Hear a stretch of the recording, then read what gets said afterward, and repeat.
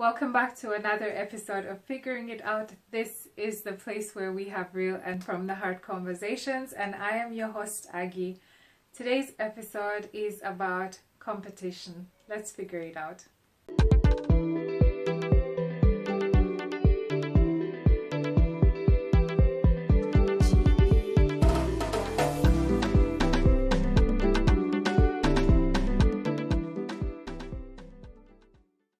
First off, I want to thank you so much for taking the time to watch the episode. Thank you so much to my subscribers, and for those who haven't yet subscribed, please make sure to subscribe and definitely make sure to hit the notification bell so that every time I put up an episode, you are informed so that you do not miss any.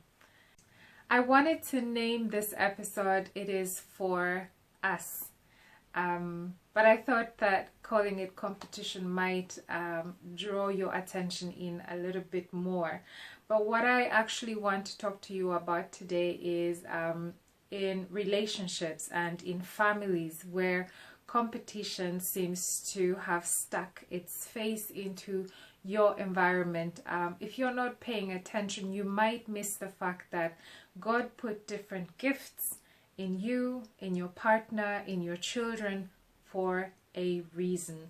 And that reason is that you may all be edified as this gift comes to the surface. So it is quite unwise for people to compare each other. It's also extremely detrimental, especially in families, if, for instance, siblings compete with one another and fail to be happy with for one another, or fail to celebrate each other because maybe they are looking across, from each other and thinking, why does he or she get to have that gift and I do not have it?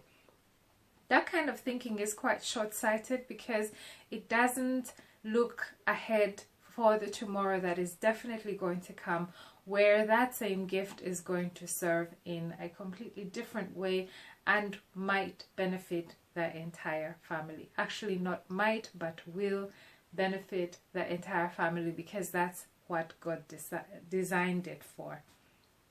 So to the couples where maybe as a wife you're looking at your husband and you're thinking, whoa, he's so ahead of me, how am I ever going to catch up? I also want to be that big, I also want to be that important. You're missing the point. You have your strengths, he has his strengths, you have your giftings, he has his giftings. Your job is not to compare each other, but to figure out how to bring those two things together, those two sides together, and enrich each other to become stronger than you are, and also to use those giftings to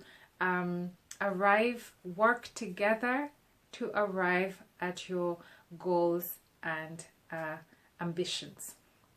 So be there for each other, encourage each other, and know that if he or she is strong in one area, it is serving the two of you. And that same principle applies for siblings, and sometimes also in friendship circles. You really have to be careful that you do not surround yourself with people who see you as competition, because they miss the point. You are there to enrich each other.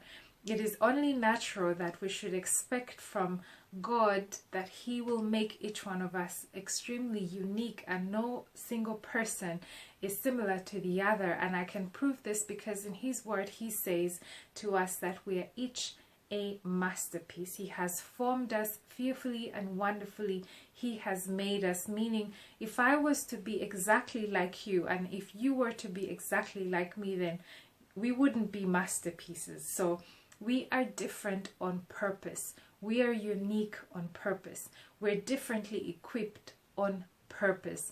And if we can just understand that, then we can begin to understand that we are here to enrich each other and not to compete with each other. It is extremely important that you get this, and it's also extremely important, especially for those who are in leadership positions within the families. Every pack always has the leader, and it has then the supporters and the followers. But if you are in a leadership position, it is extremely important that you encourage a culture and an environment where you celebrate the differences, where you celebrate the uniqueness of each individual, and you emphasize the fact that the reason why we are so different is because every single person is uniquely important and brings a special something that no other person is able to bring, and that the reason why you come together is so that you may enrich each other. It's not so that you can become so uniform and so similar. So don't get upset if you are, for instance, you know, in a now let me switch to, for instance, a church environment where there's a person who is not so interested in, you know, coming to the morning prayers. Don't get upset about it. Celebrate it. Celebrate the fact that you get to go and you get to pray for them, because maybe they're a night owl and they will be the ones who will be interceding for you later on in the night.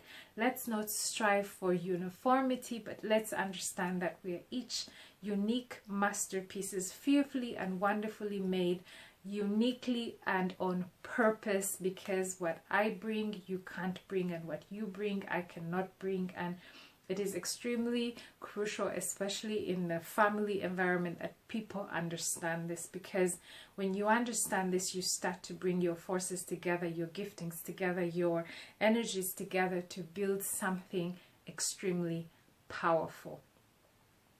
With that said, I would like to also just leave you with a final thought, that it is not so important who is right, you know, it is not so important who is strong, it is not so important who is powerful. It is more important that we carry each other. It is more important that we do what is right, and not necessarily point at who is right, and if it wasn't you who was right, therefore you fail to support the person who brought up the right idea, you know. We have to come to a point where it is the principles, it is the values that supersede everything else, and then we can start to understand that some people are gifted with revelation, some people are gifted with foresight, some people are gifted with strength in the space of boundaries, and but no person's gift is greater than the other. The most important thing is that you all understand that to be great, you need to bring your gift into the space of service. You know, you need to